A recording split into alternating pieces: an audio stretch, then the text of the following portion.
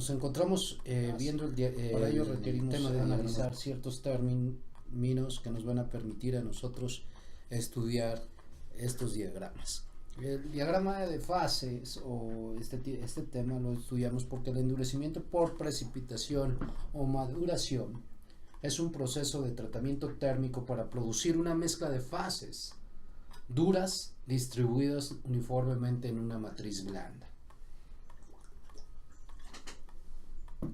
Una fase es una región que difiere en su microestructura y o composición de otra región. Los diagramas de fases son representaciones gráficas de las fases que existen en un sistema de materiales a varias temperaturas, presiones y composiciones. De tal manera que, por ejemplo, el agua es una sustancia que puede existir en fases sólida, líquida y vapor, según sean las consideraciones de temperatura y presión. De tal manera que en un diagrama de presión y temperatura nosotros podemos observar la línea de vaporización, la línea de congelación, de tal manera que las regiones entre la línea de congelación y la línea de vaporización tendré el estado sólido, entre la línea de congelación y la línea de vaporización tendré estado líquido, y finalmente por debajo de la línea de vaporización tendré vapor. De tal manera que cuando yo leo este diagrama me doy cuenta que por efecto de la temperatura y de la presión podré tener diferentes fases del agua. Y para ello se estudia la regla de fases de Gibbs. Esta regla describe la relación entre la cantidad de componentes y la cantidad de fases que pueden existir para un determinado sistema. A partir de estas consideraciones termodinámicas se obtuvo una ecuación que permite calcular el número de fases que pueden coexistir en equilibrio en cualquier sistema. Esta ecuación nos dice que P más F es igual a C más 2, donde P es el número de fases que pueden coexistir en el sistema, C es el número de componentes en el sistema, F son los grados de libertad o el número de variables controladas externamente, es decir, el número de variables que pueden cambiar independientemente sin alterar el número de fases que coexisten en equilibrio. De tal manera que cuando vemos el diagrama nuevamente del agua, podemos observar que si nos encontramos sobre la línea de congelación, aplicando la regla de fases de Gibbs, pueden coexistir en cualquier punto de esta línea dos fases. ¿Cuáles? Sólido y líquido. De tal manera que cuando nosotros colocamos nuestra regla de fases de Gibbs, nos damos cuenta que es un solo componente, que es el agua, y que pueden tener dos fases. De tal manera que cuando nosotros calculamos el número de grados de libertad que tenemos, nos damos cuenta que podemos tener un grado de libertad. De tal manera que una variable temperatura-presión puede cambiar de forma independiente, manteniendo un sistema de dos fases que coexisten. De tal manera que si yo estoy en este punto y me bajo a este punto, mientras mantenga yo una de las variables constantes, yo podré tener en coexistencia estas dos fases.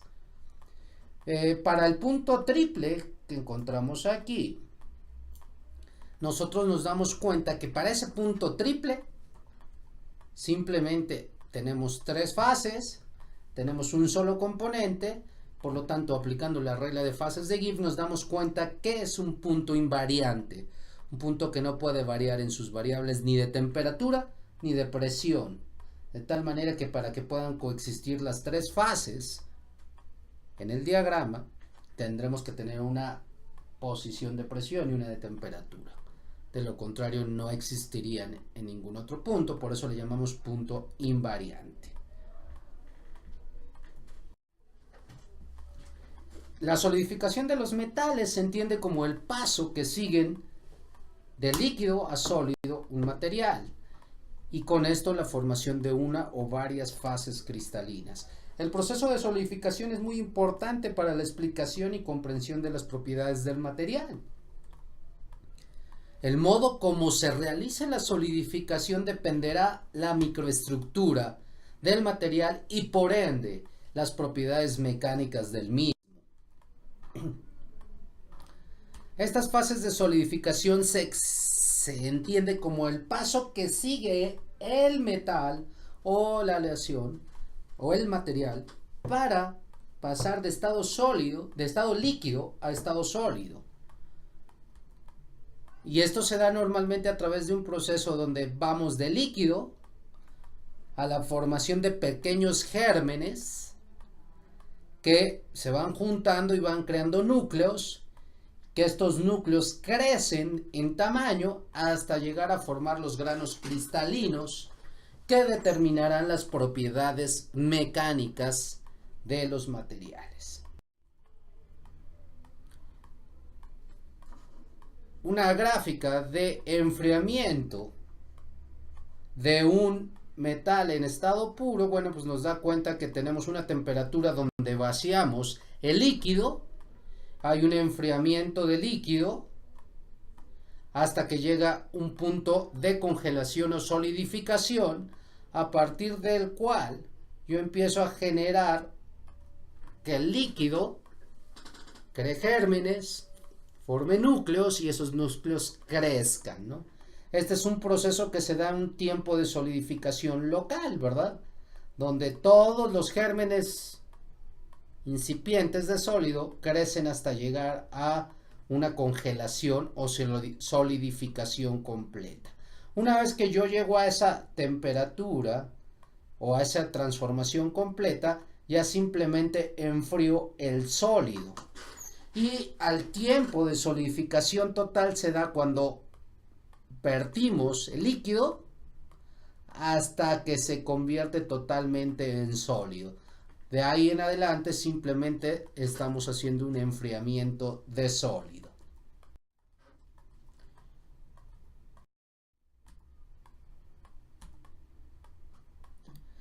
Tal manera que cuando nosotros estudiamos y ya nos metemos a una solidificación de aleaciones, nos damos cuenta que tenemos un diagrama de fases. Este diagrama de fases es, por ejemplo, de una aleación níquel-cobre, donde pues podemos ver los diferentes formas a diferentes composiciones que tendrá esta aleación.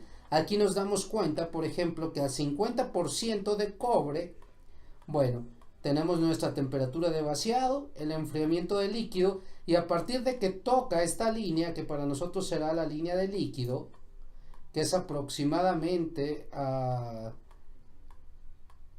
unos 1300 grados centígrados, iniciará la congelación, de tal manera que el lapso que pase de ese punto hasta llegar a la línea de sólidos será el tiempo que tarde en darse la congelación completa o la solidificación completa.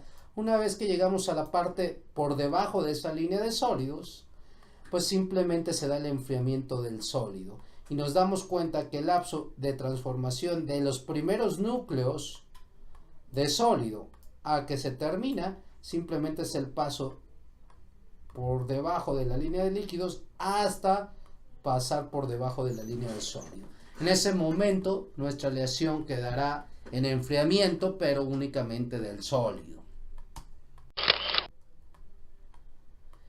La solubilidad total en estado sólido se da en los diagramas de fases más sencillos, que son los diagramas binarios isomorfos, donde los dos componentes son completamente solubles entre sí, tanto en estado sólido como en estado líquido. Para ello también debemos de recordar que hay algunos casos presentarán un límite de solubilidad, cuando solamente una concentración máxima de átomos de soluto se pueden disolver en el disolvente en estado sólido. ¿Qué es un sistema de aleación? Pues un sistema de aleación contiene todas las aleaciones que pueden formarse por varios elementos combinados en todas las proporciones posibles. Si el sistema se forma por dos elementos, se llama sistema binario. Si se forma por tres elementos, se denomina sistema de aleación ternaria. De tal manera que, como una recapitulación, recordemos que los diagramas de fases simplemente son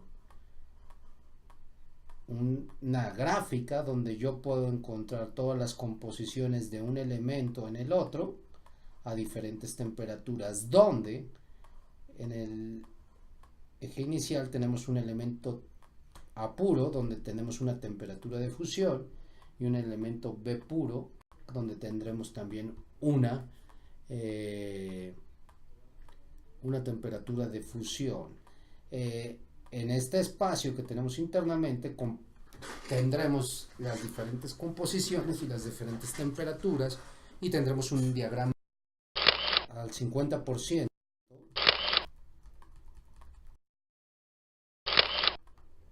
¿Sí? Entonces, los diagramas de fases son representaciones gráficas de las fases que existen en un sistema a varias temperaturas, presiones y composición. Cuando un material solo están presentes dos elementos, los llamamos diagramas binarios, y para que sea isomorfo binario, ambos componentes presentan solubilidad completa.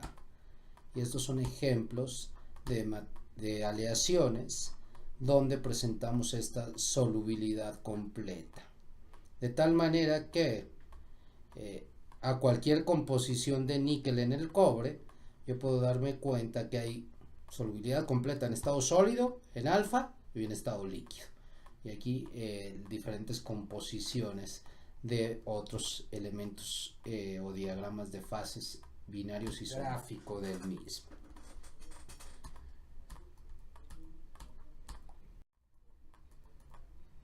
De tal manera que, observen aquí, tenemos diferentes temperaturas de enfriamiento. La temperatura de enfriamiento cuando tenemos un elemento puro, una gráfica de enfriamiento, cuando tenemos níquel puro, y cuando tenemos 20, 50 y 80% en peso de níquel. De tal manera que, si ustedes lo recuerdan, la gráfica de enfriamiento pues nos da el punto donde inicia a solidificar el líquido y donde termina de solidificar el líquido.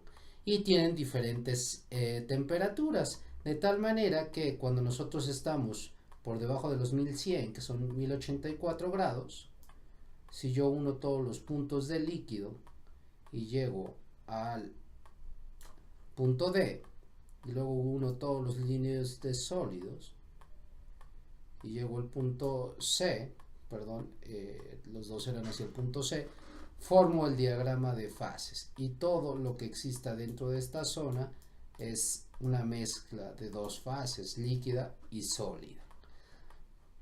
De tal manera que de esta manera yo construyo mi diagrama de fases a diferentes porcentajes de níquel en cobre a diferentes temperaturas.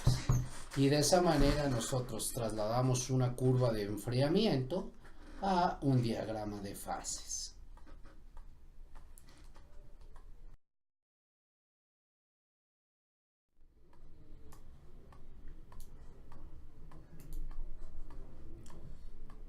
Para la determinación de composiciones de fases, trazar líneas de reparto o isotermas. La concentración en equilibrio de las dos fases presentes se calcula de la siguiente manera. Se traza una línea de reparto a través de la región bifásica a la temperatura de la aleación.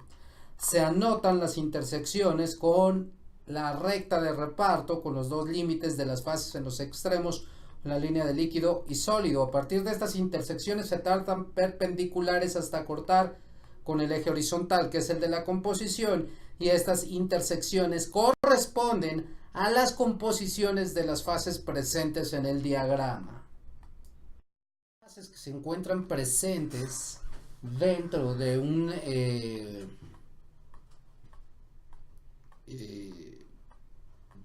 diagrama, pues nosotros requerimos usar la regla de la palanca. Esta regla nos dice lo siguiente. Observen aquí, yo tengo un diagrama isomorfo binario donde tengo un elemento a una composición determinada a cierta temperatura. ¿Sí? Entonces, la regla nos dice lo siguiente, trazamos una línea que le llamamos línea de reparto, que toque la línea de líquido y que toque la línea de sólidos.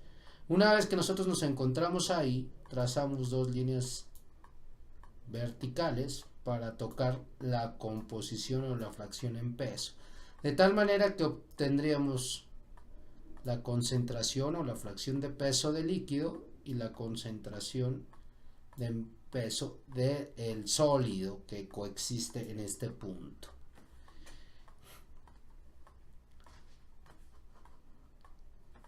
De tal manera que se traza la línea de reparto de enlace entre el punto de líquido y hasta el punto a la línea de sólidos, y a partir de estas intersecciones se trazan perpendiculares que cortan el eje horizontal. Estas corresponden a la composición de las fases presentes.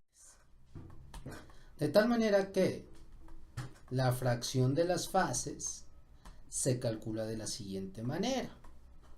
Yo tengo mi composición, tengo la composición de líquido, la composición de sólido, y a partir de ese momento, para que yo calcule la cantidad, el porcentaje de peso de líquido que hay, simplemente lo que voy a hacer es lo siguiente. A ese, que nosotros le llamamos el segmento de recta de reparto, ¿sí?, lo dividimos entre el brazo de palanca total, de tal manera que, por eso es regla de la palanca inversa, a la composición de sólido le restamos la composición original de nuestra aleación y la dividimos entre el brazo de palanca total, que abarca desde la composición de líquidos menos la composición, desde la composición de sólido menos la composición de líquido. Y para calcular la cantidad de sólido que tenemos en este punto a esta temperatura, simplemente hacemos lo siguiente. A la composición original le restamos la composición de líquido y lo dividimos entre el brazo de palanca total, concentración de alfa menos concentración de líquido. Lo multiplicamos por 100 para poder calcular la cantidad de fase sólida y la cantidad de fase líquida que tenemos en nuestro diagrama. De tal manera que cuando nosotros observamos y estudiamos esto, cuando nosotros estamos en este ejemplo de una aleación de cobre-níquel al 35% en peso de níquel, cuando yo me encuentro en el punto A, me encuentro que todo es líquido. Ese líquido tiene un 35% en peso de níquel, el resto será cobre.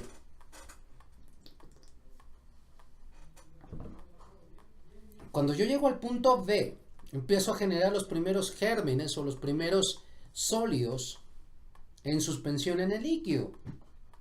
De tal manera que ese líquido, ese sólido, empieza a formarse dentro del líquido. De tal manera que cuando yo determino, oye, el líquido, ¿qué cantidad, qué porcentaje de níquel tiene? Pues simplemente me bajo y observo que tiene un 35% en peso de níquel. Y el sólido, estas pequeñas porciones de sólido, ¿qué porcentaje en peso de níquel tendrá? Para ello requiero trazar una línea horizontal que toque la línea de sólidos. Y de ahí trazar una línea que corte hacia la parte inferior.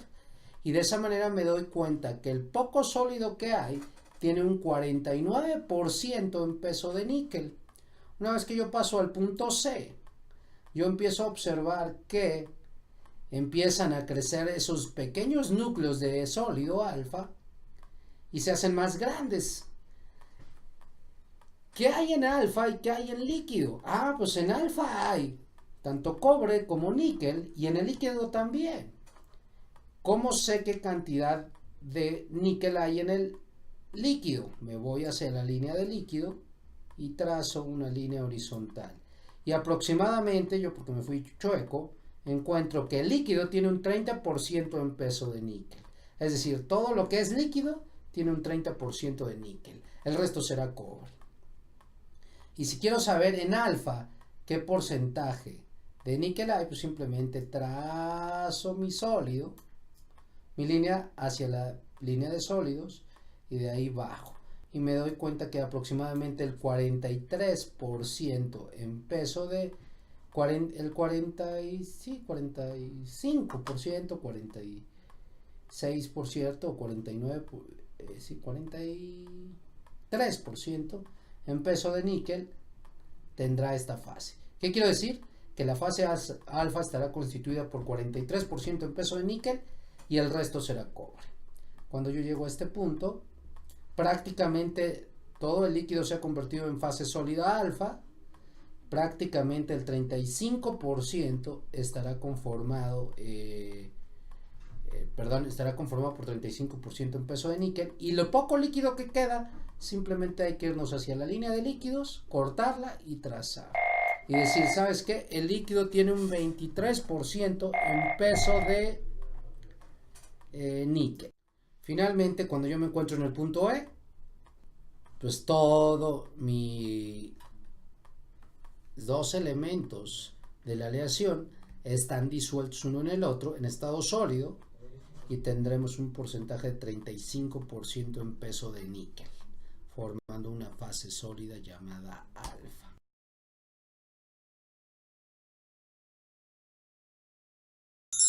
Vamos con nuestros ejercicios de diagramas de fases, donde determinamos lo siguiente: las temperaturas de líquido y sólido en una aleación del 50% en peso de antimonio, la composición de la última porción del líquido que solidifica y las composiciones de la fase sólida y líquida a 450 grados centígrados, y posteriormente la cantidad de fase sólida y líquida a 450. Para ello vamos a solucionar el siguiente problema.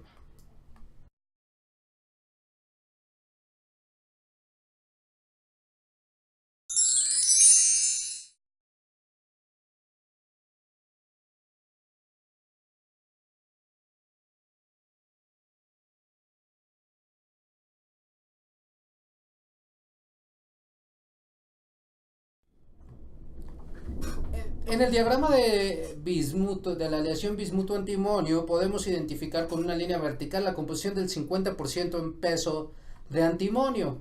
Una vez que lo identificamos, buscamos las intersecciones con la línea de líquido y con la línea de sólido. Una vez que tenemos esa intersección con la línea de líquido y con la línea de sólido, nosotros podemos determinar que la temperatura para formar líquido es arriba de 520 grados centígrados y la temperatura para garantizar que estamos solo en una fase sólida es por debajo de 360 grados centígrados. Posteriormente, para el inciso B nos están pidiendo que nosotros calculemos la composición del último líquido que solidifica. Para ello te voy a pedir que identifiques la intersección con la línea de sólidos, traces una línea horizontal que toque la línea de líquidos y luego trazamos una línea vertical y calculamos la composición, que en este caso es del 12% en peso de antimonio. Quiere decir que esa última parte del líquido que está solidificando tiene un 12% en peso de antimonio. Finalmente nos están pidiendo en el inciso C y en el inciso D que nosotros calculemos primero la composición que tiene la fase líquida y la composición que tiene la fase sólida.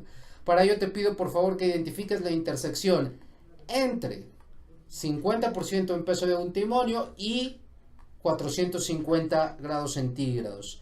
Una vez que identificamos esta intersección, ubicamos la intersección con la línea de líquido y la línea de sólido, trazamos dos verticales que corten nuestro eje de composición, y ahí podemos darnos cuenta que la composición de líquido es de 30.5% y la composición de sólido es de 76.5%. Finalmente pasaremos al cálculo de la cantidad de fase líquida y sólida que hay a 450 grados centígrados con 50% en peso de antimonio. Aplicando la regla de la palanca inversa, y una vez que ya tenemos las composiciones de la fase líquida y sólida, pues nosotros para calcular la cantidad de sólido, pues decimos que la composición original, es decir, el 50% en peso de antimonio, le restamos la composición de la fase líquida, que es 30.5, y lo dividimos entre nuestro brazo de palanca, que es las intersecciones con la línea de líquido y sólido, 76.5 menos 30.5%, y llegamos al cálculo de un 42.4% de fase sólida. Para la fase líquida, lo que hacemos es, a la composición de sólido le restamos la composición original y lo dividimos entre el brazo de palanca total. Por lo tanto, el 57.4 es fase líquida. Con eso terminamos nuestro ejercicio de ejemplo. Espero que esta presentación te sirva y te sea clara para repasar los temas de curvas de enfriamiento, diagramas de fase isomorfo, regla de la palanca y regla de fases de Gibbs. Gracias.